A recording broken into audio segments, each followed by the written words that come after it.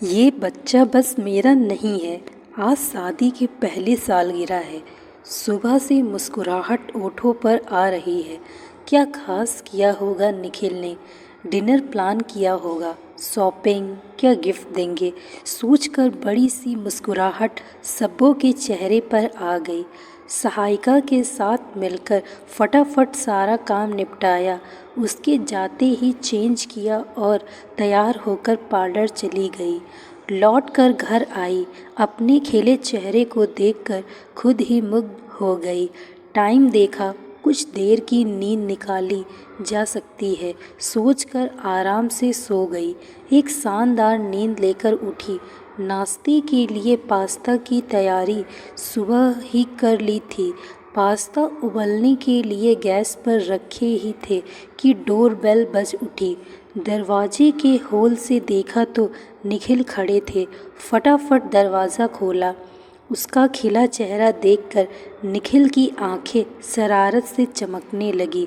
सब्बो हंसते हुए बोली, ज़्यादा रोमांटिक होने की ज़रूरत नहीं, पहले मुझे आज का प्रोग्राम बताओ। बताता हूँ, पहले कुछ पेट पूजा तो करा दो यार।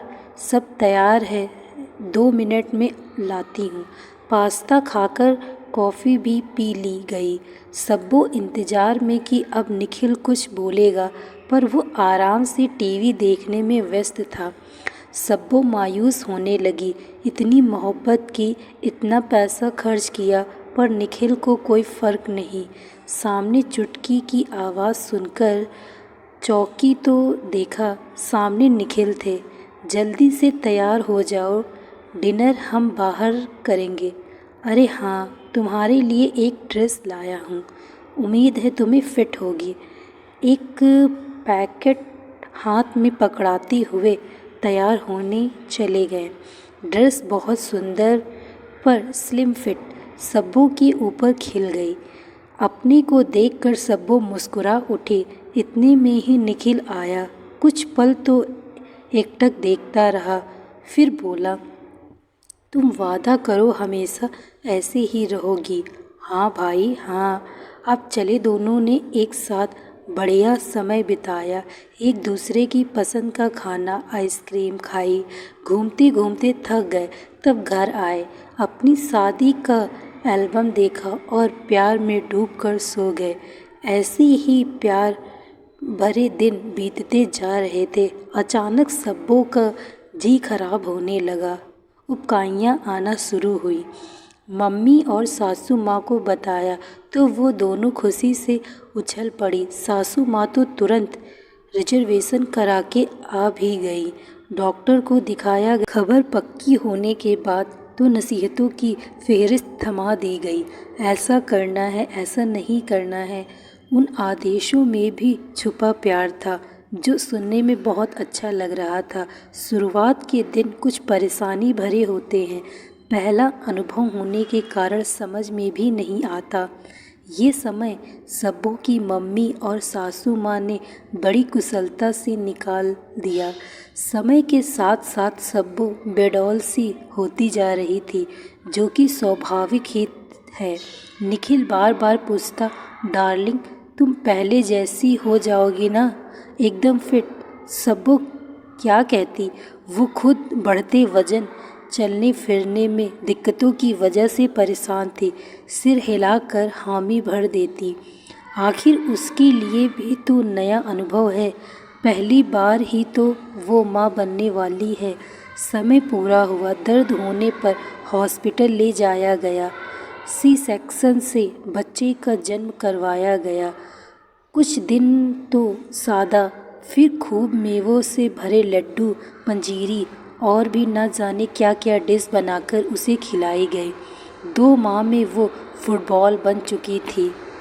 निखिल का बुरा हाल। वो दिन रात सब्बों के पीछे लगा रहता, बेबी तुम पतली कब होगी पहले जैसे। सुन सुनकर सब्बों पागल सी होने लगी। कैसा पति है, देख रहा है 2 माह का बच्चा है मेरा। 15 किलो वज़न बढ़ गया था मेरा।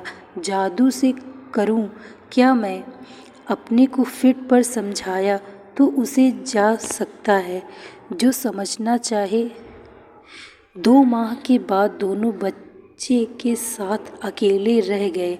ज़रूरत से ज़्यादा काम का बोझ, मोटापे के कारण सांस फूल जाती। बच्चा रात भर जागता, दिन में भी परेशान करता। सारी दिनचर्या बदल गई। अपने को कैसे व्यवस्थित रखे समझ न पाती। 3 माह बीतने के बाद भी सब्बू अपने को फिट नहीं रख पा रही थी। न सहेलियों से मिलने का टाइम, न पार्लर जाने का।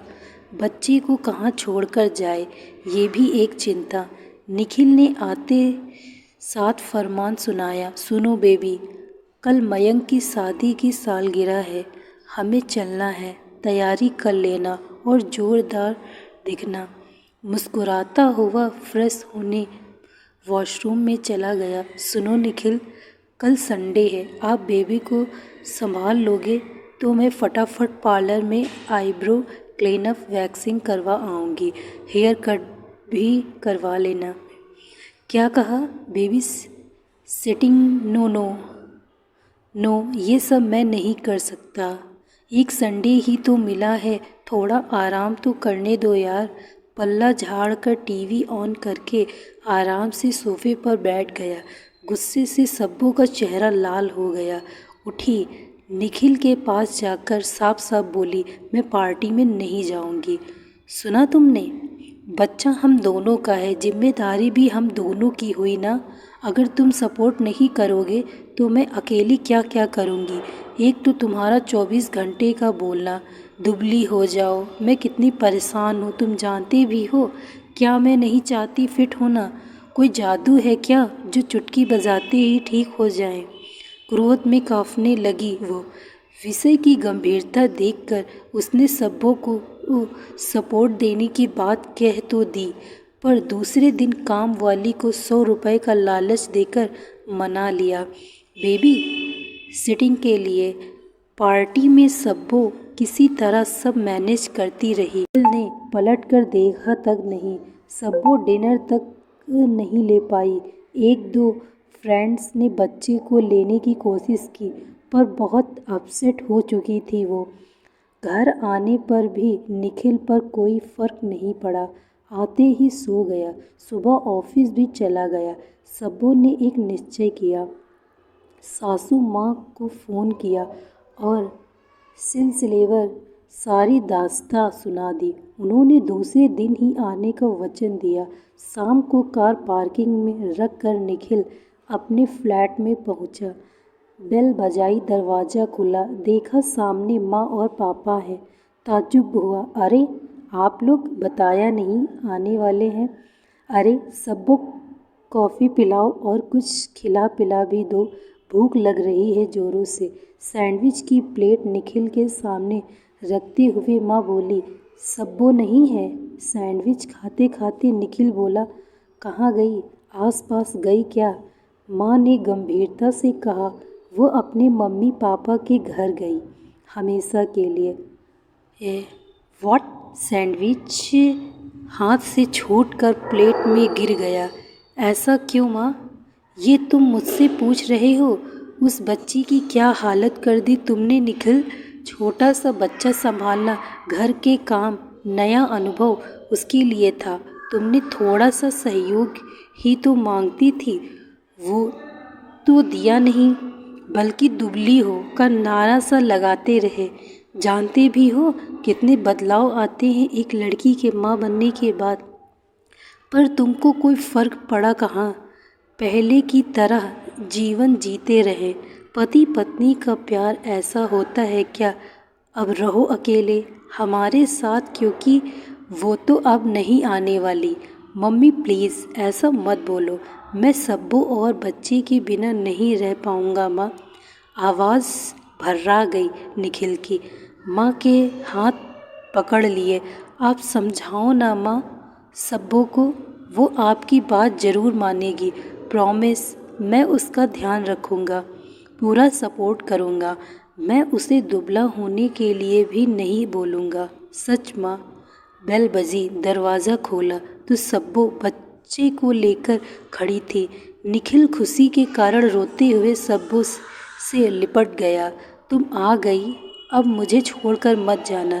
नहीं रह सकता तुम्हारे बिना। सबो ताज्जुब से सबकी ओर देख रही। निखिल की माँ और पापा ने जोरदार ठहाका लगाया। बोले, बच्चू अकल आ गई। बच्चे को पोलियो का टीका लगवाने गई थी, सबो कहीं और नहीं। बच्चे की जिम्मेदारी दोनों की है बेटा, किसी एक की नहीं। तुम दोनों गाड़ी के दो पहिए हो तो बराबरी से चलना होगा ना, वरना बैलेंस बिगड़ जाएगा। और अगर बैलेंस बिगड़ा तो ये गृहस्थी भी बिखर जाएगी। कान पकड़ता हूँ, मैं ऐसी गलती कभी नहीं करूँगा। इस बार माफ़ कर दो आप सभी। सब्बों ने बेटे को निखिल की गोद में दिया और मुस्कुराते हुए किचन में चली गई कुछ मीठा बनाने को, क्योंकि आज मिठास भरे रिश्ते की नई शुरुआत जो हुई थी। बच्चा किसी एक जिम्मेदारी नहीं होता और बच्चे के बाद एक लड़की की ज़िंदगी में बहुत बदलाव आते हैं।